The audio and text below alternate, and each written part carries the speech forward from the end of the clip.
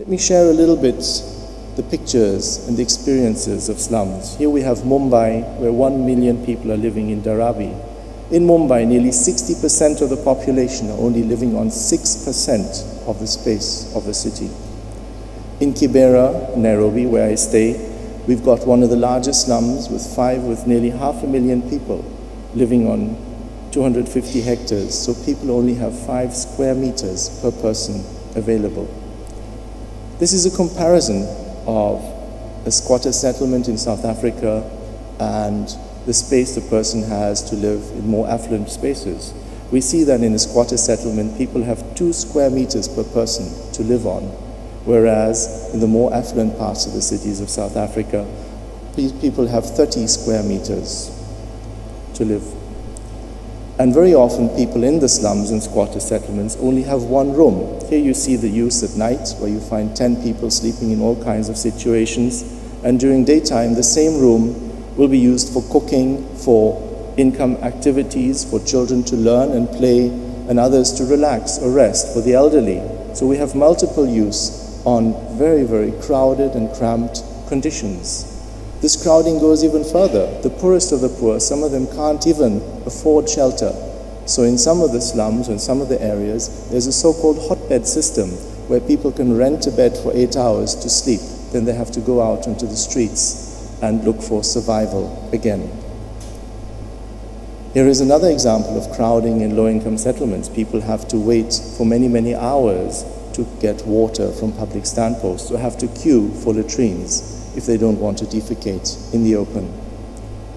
And all of this, of course, has a strong health impact. People in slums actually have a doubled health impact. They're exposed to the communicable, preventable diseases, but on top of that, also exposed to occupational hazards and are exposed more and more to chronic diseases. So people in the slum areas have this doubled health burden. And as we've heard from Clarissa, the mortality and morbidity is increasing ever and ever. And unfortunately, it doesn't get very much media attention, but we've just put together some of the figures. If, for instance, there's an airline crash, which is very sad, it immediately goes into the media. But if we think of it, that every 15 seconds a child dies due to the lack of sanitation, which is equivalent to 20 Boeing 747 aircrafts crashing every day. Nobody really mentions this in the media. I believe it needs much more attention. Or if we think of wars, in the past 10 years, for instance, diarrhea has killed more children than all the people lost due to armed conflict since World War II. Quite some shocking revelations. In the process of urbanization, we've seen that there has been an urbanization of poverty, but there's also been an urbanization, feminization of poverty.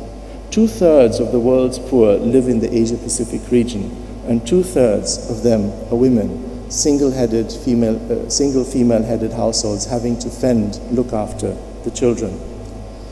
Statistics can tell us very much, but at UN Habitat we've started collecting the voices of women in the slums so that we're better prepared to respond to their needs.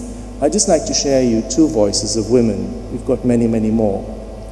Space is becoming narrow, and it is nearly impossible to use the WADA, which is the open defecation space, in daylight hours. So I suppress my natural urge and have learned to live with being chronically constipated. As women have to go at night in the cover to relieve themselves. I'm scared of going out alone. There have been instances when men have raped young girls who went out to relieve themselves. They became pregnant and had to undergo an abortion. So we go together. We all sit in different places and keep watch. We have a tale of 2 cities. We have the rich, we have the poor. In terms of water, you see the residents in the slum here queuing for water, looking for water underground. On the other side of the fence, you see a house with swimming pool, people watering their gardens. Of course, the people in the low-income settlements are paying much, much more for water than their richer counterparts. For instance, in Dar es Salaam, a resident pays 5 times more than American citizen pays for water. The international community has come up with international mandates, and we feel that the struggle for achieving the MDGs will have to be waged in human settlements. We also feel that the solutions, the software, the technological solutions, and the financial resources are available, but we have to move away from a business as usual approach, and we'll have to overcome these inequalities through a new approach. And what we need is actually a new water and sanitation culture and ethic. It's a new culture and ethic in all our societies, an attitudinal change amongst both water consumers and providers, which can help create a new water use and sanitation-friendly ethic amongst all of us. And we feel the best way of doing this is actually going back to our values and looking at our hygiene, water, sanitation education, which is embedded in our traditional values of solidarity, respect for nature, shared responsibility, which is available and which is instilled in most of our societies. And here are some of the examples of the human values we as a UN agency would like to address, looking at truthfulness, addressing issues of corruption, non-discrimination, honesty, shared responsibility, sympathy, tolerance and humanism, self-respect and self-discipline, and consideration for others. These are all values which are enshrined in the Charter of the UN. But we would like to put these values right into the middle of the work which we're doing on water, sanitation, hygiene, education, not just into the preambles. And in closing, I'd like to say, if we actually draw water from the tap of human values, our water sources will never go dry. Thank you very much.